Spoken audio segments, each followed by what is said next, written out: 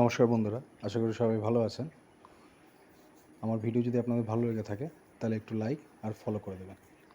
আর সকাল সকাল কিছু ভালো টমেটোর চারা নিয়ে বাগানে চলে এসেছি।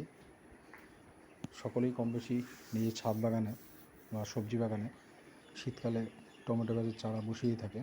তা আমি আপনাদেরকে দেখাবো মোটামুটি সহজ পদ্ধতিতে টমেটো গাছ কীভাবে আপনার ছাদ বাগানে অথবা সবজি বাগানে চাষ করবেন।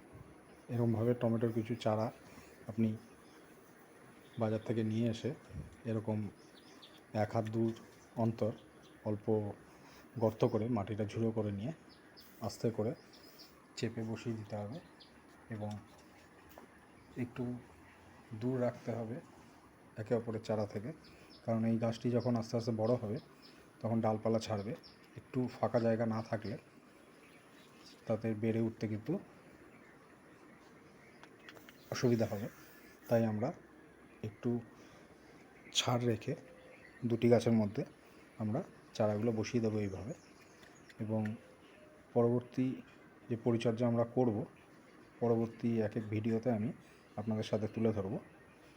আজকে কিভাবে প্রথম পর্যায়ে টমেটো গাছগুলো আমরা বাগানে বসাবো বা ছাদ বাগানে বসাবো সেটা নিয়ে আমরা এই ভিডিওর মাধ্যমে দেখব।